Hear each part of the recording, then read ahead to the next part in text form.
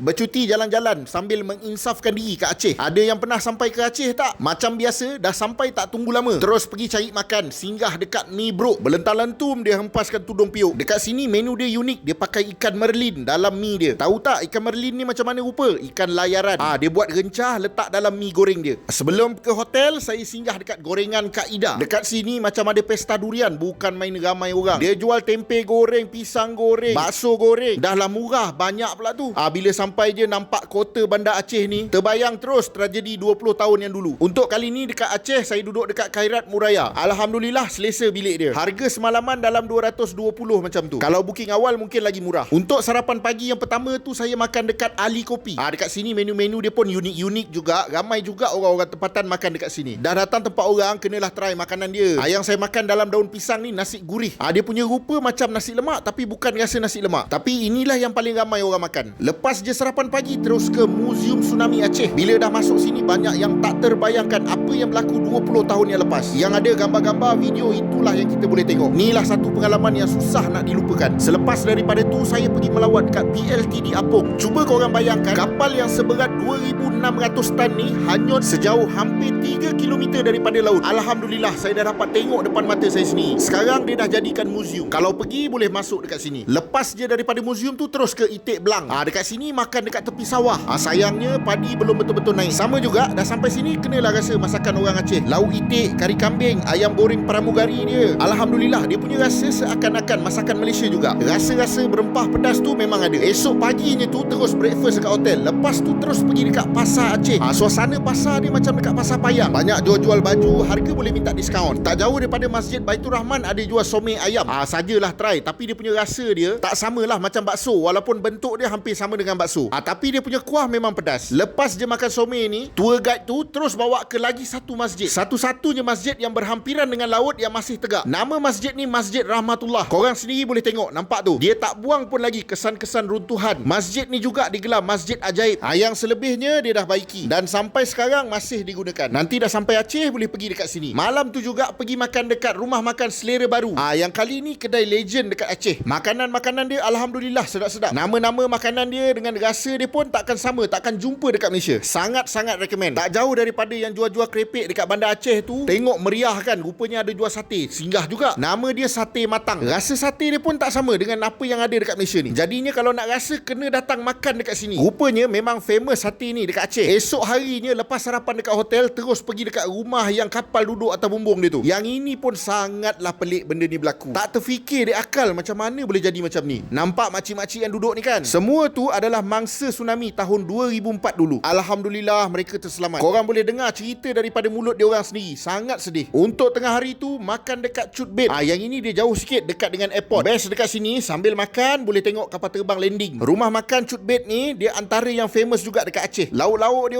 orang memang masak dalam kawah. Cara hidangan dia orang pula sama macam masakan dekat Padang. Dia hidang banyak lauk, tapi kalau kita tak usik, tak payah bayar. Lauk-lauk dia autentik masakan Aceh. Belah petang tu pula sajalah jalan-jalan keluar, pergi try dekat stall-stall orang Aceh. Berderet tepi-tepi jalan. Berhenti je lah mana yang rasa nak cuba. Tapi bagus dekat sini, walaupun dia orang meniaga menu makanan yang sama, tour guide tu cakap tak adalah sampai bergaduh, sebab rasa masakan biasanya lain-lain. Pengalaman saya sendirilah, saya tengok sampai situ memang sangat meriah. Dia punya jalan raya memang jam juga dekat tepi-tepi tu, tapi tak adalah teruk sangat. Masih boleh berhenti tepi jalan beli. Seronok tengok petang-petang budaya dia orang dekat sini macam mana kan. Pakaian sopan, dia orang sangat peramah. Untuk malam tu kita orang try street food juga. Tapi kali ni dia macam food court. Dekat sini pun sama, majoriti jual menu yang sama. Saya singgah juga satu kedai makan nasi goreng dengan ayam. Rasa dia pula macam pelik-pelik sikit, tapi boleh masuk dekat tekak. Harga dia pun murah berpatutan. Keesokan harinya tu baru kita orang pergi dekat Masjid Baitul Rahman. Masjid ni pun salah satu tempat orang berlindung masa kejadian tsunami tu. Cantik masjid ni. Dia tak jauh daripada hotel yang saya duduk tu, Khairat Muraya tu. Selepas masjid, terus pergi lagi satu tempat yang sangat unik, sangat pelik, sangat ajaib. Kubah masjid yang berat dia 80